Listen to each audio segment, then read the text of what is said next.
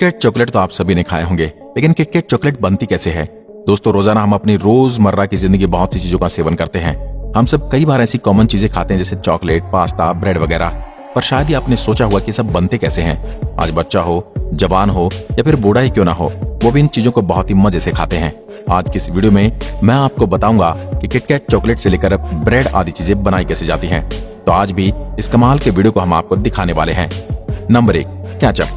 खाने में चाय, सैंडविच हो या फिर पराठे, उन्हें खाने के लिए केचप की जरूरत तो पड़ती है। केचप के बिना तो इन सारी डिशेस तो खाई ही नहीं जा सकती। तो चलिए हम आपको दिखाते कि आखिर ये बनाया कैसे जाता है।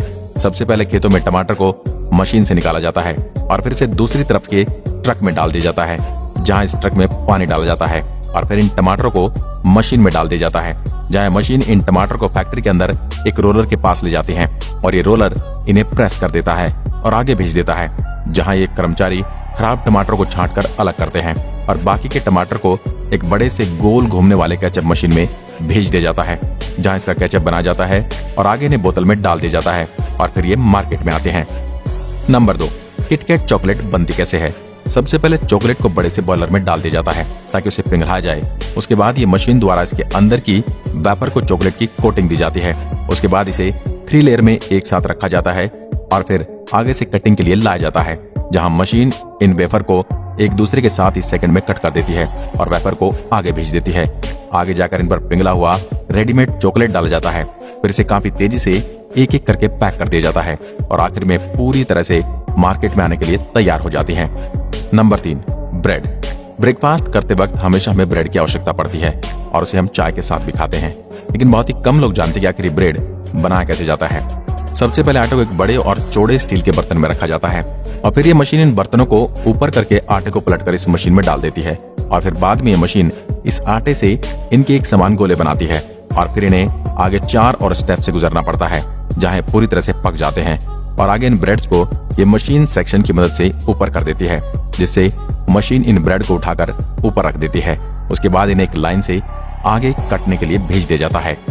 Number 4, cold drink packing.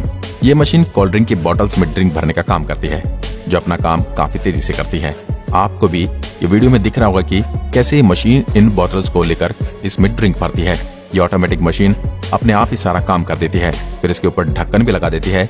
उसके बाद ये उन बॉटल्स को पैक करने का भी काम कर देती है, जो एक साथ कई सारी बॉटल्स को कुछ ही सेकंड में पैक कर देती है।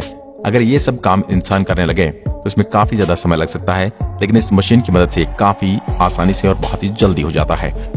Number 5, pasta. आज हम आपको दिखाएंगे कि आखिर इस पास्ता को बनाया कैसे जाता है। सबसे पहले गेहूं को एक बड़े से बॉयलर में डाल दिया जाता है, जहां से पीसकर पास्ता के मिश्रण के लिए तैयार किया जाता है। फिर इस मशीन के सांचों में से धीरे धीरे निकलने लगता है, जहां मशीन पास्ता को कट कर देती है। इस तरह इन्हें एक तरह के समान टुकड़ों में काट दिया जाता है। बाद में मशीन पास्ता को आगे लेकर जाती है और इसी तरह से ये बाकी के सभी टाइप्स की पास्ता बना लेती है और इसके लिए मशीन को केवल एक मोल्ड बदलना पड़ता है। आज की वीडियो में बस इतना ही। धन्यवाद।